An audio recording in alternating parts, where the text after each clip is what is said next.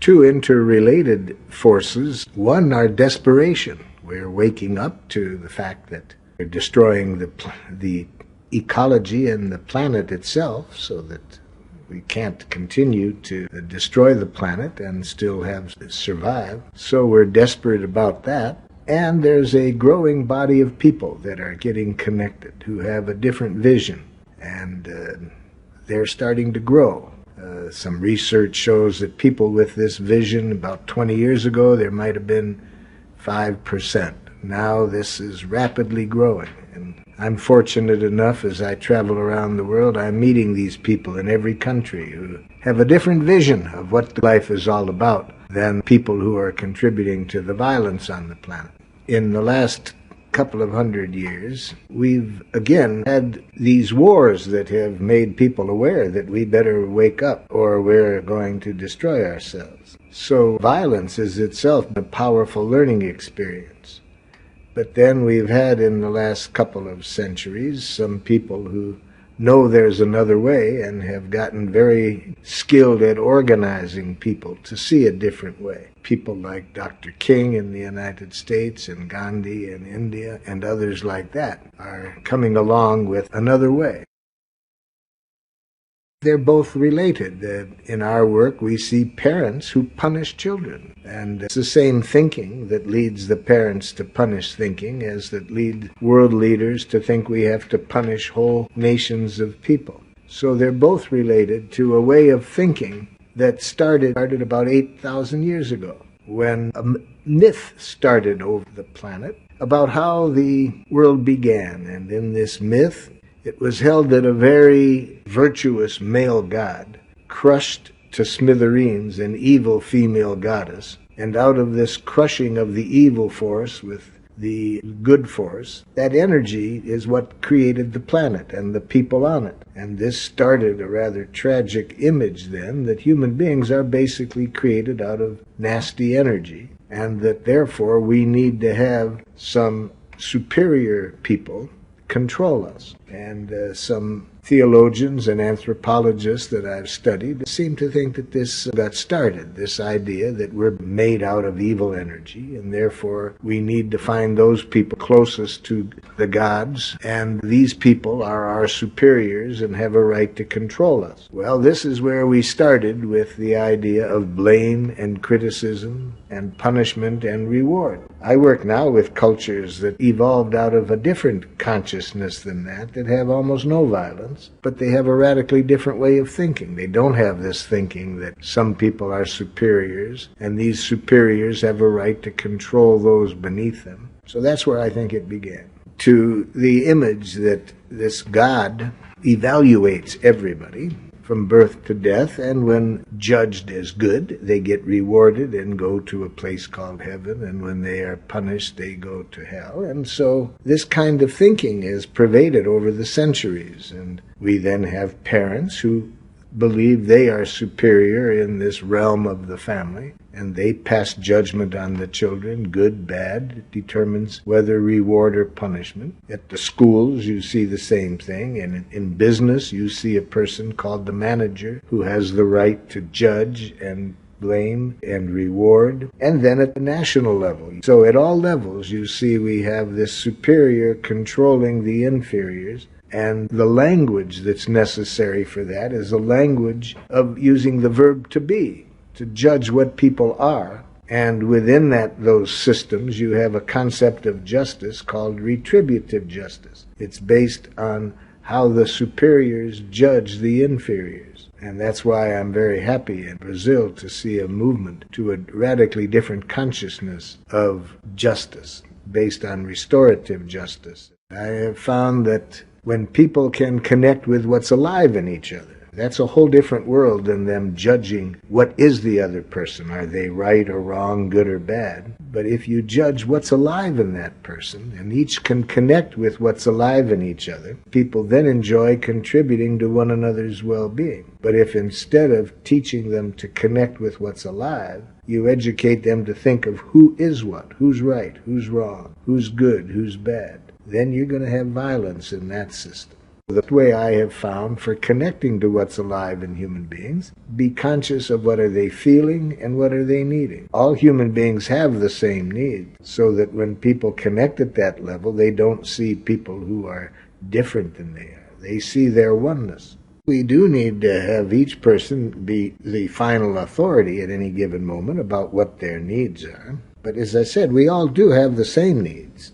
So whatever needs the other person has, we all have. The difference comes not in our needs, it's how we have been educated to meet our needs. That's where the problem comes in. And the problem comes in with how we have been trained to think.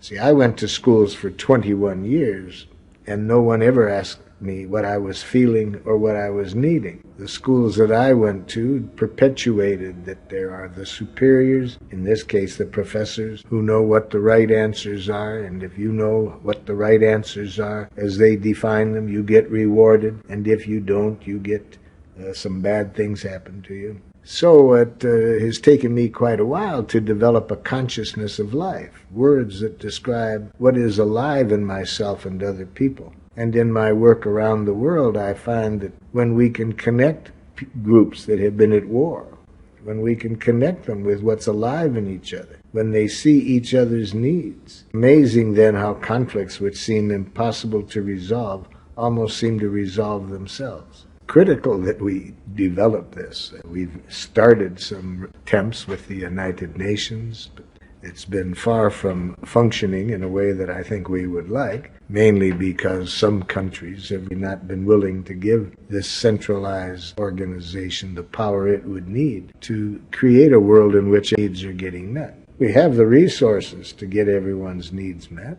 It's only our thinking that keeps the violence going and the starvation going. So yes, I'm very glad, though, to see this growing band of people in every country that I work in. I work in about 50 countries. And I see this wonderful group of people in each country. And yes, now the next step is for them to get together and give the United Nations or another organization that we give the power to, this power to help create a world where everyone's needs are getting met. We have the resources. The thousands that are starving every day are not because we don't have the food. It's that we haven't seen how we are one energy. We're all created out of the same energy, and we can't really enjoy life until we see that everyone's needs are getting met. A student was traveling with me from country to country. His university gave him the right to do his internship traveling with me. And this was at a time when many of the countries we were working in were war-torn countries. And I think in about our 7th country, he saw the people that were inviting me in every country. And he said from his heart, "You are a very rich man." And what he meant by that, he saw that I see a different world than you see on the news.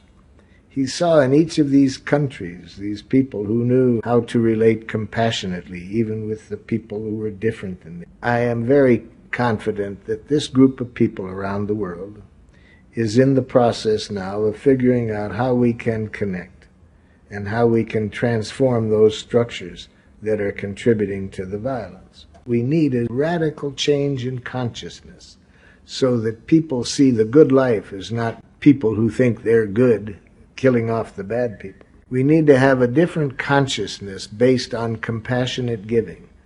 People need to be conscious of what we do know at a deep level within us, that as human beings, what we enjoy more than anything else is willingly contributing to each other's well-being. All over the planet in my work, I ask people to think of recently when they have done something that has enriched somebody else's life. And when they think of that, I ask them, how does it feel to be conscious that you have this power to contribute to people's well-being? And people smile, and I can just see they're very touched by the question. And nobody has ever told me that they can think of anything that is more enjoyable for we human beings than contributing to people's well-being. In these war-torn countries, I've worked with both sides in many of them, very giving people, very loving people, always on both sides, even though they're killing each other. But it's the consciousness that is the problem. Now, when we spread this awareness that what we all know at a deep level, that compassionate giving is what we human beings enjoy doing. A second part of that consciousness is our oneness, that we can never get our needs fully met at somebody else's expenses. So we have to be aware that the well-being of everybody in the planet is our well-being.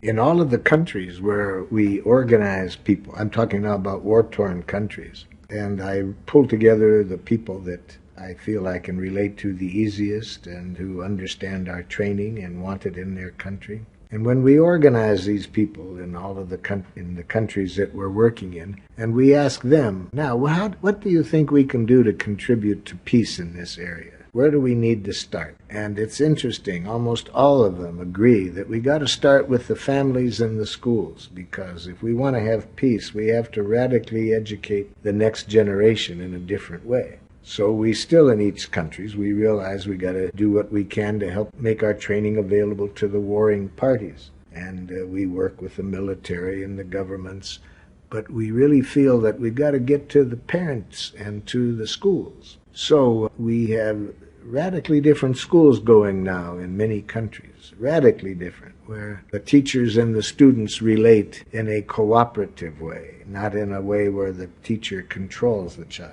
We don't have punishments or rewards in our schools. We never want children to learn anything unless they see how it's going to enrich their life, and they choose to do it. One of the ways we got started in the schools was the amount of violence that exists in many schools, especially in the United States, where I've done most of my work with schools. So whenever the schools just get petrified by the amount of violence, then they're open to change. So we go in and show them how to create a radically different school structure. This involves teaching the teachers, the students, and the parents nonviolent communication, a different way of communicating with each other. We show ways of getting the students to teach each other. So a student who has just learned something teaches others what that student has learned, rather than competing with them and getting a better grade. So we have an interdependence that we build into it. And we're very excited about the research showing that in the schools that we've been creating, a radical drop in the violence. And I was in the village of Bet Sahur in Palestine. And at the end of the day, a young man, about 22, said to me, "Marshall, I like very much nonviolent communication. I think it's going to be very helpful to us in working for peace here. But don't take this as a criticism, Marshall. But this is nothing new. It's just applied Islam." And he saw me smiling, and he said, "Why are you smiling?" And I said, "Yesterday I was in Jerusalem, and an Orthodox rabbi told me it was applied Judaism. And the man who coordinates our program in Sri Lanka is a Jesuit priest. He tells me it's Christianity. And the people I work with in India tell me it's Hinduism. And so who am I to believe?" Well, so in each of the religions, there's two different ways in which people understand it. Unfortunately, the minority group is the one that I think contributes to peace on the planet, and the other creates the violence. I'm very optimistic about it because I believe it's a more natural language. Gandhi warns us to be careful about mixing up what's natural with what is habitual. So the language we've been taught, which I think contributes to the violence, is now habitual. We've been trained in this way for centuries. But the good news is, and what gives me optimism, is that I really believe that nonviolent communication is a more natural language, so that when people get exposed to it, they get hungry for it.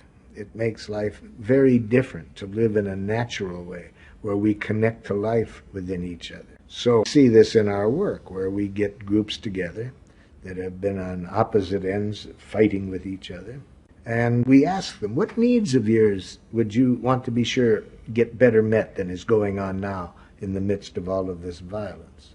And what often happens, usually happens when we get groups together, they don't know how to answer that question of what needs of yours do you want to meet. But when I did this in Nigeria, as you may have read in one of my books, one of the chiefs from the Christian tribe screamed across the table at the chiefs that we had organized from the Muslim side. See, I had asked, what needs of yours do we want to get met? And instead of answering my question of what needs, he screamed at the other side, "You people are murderers."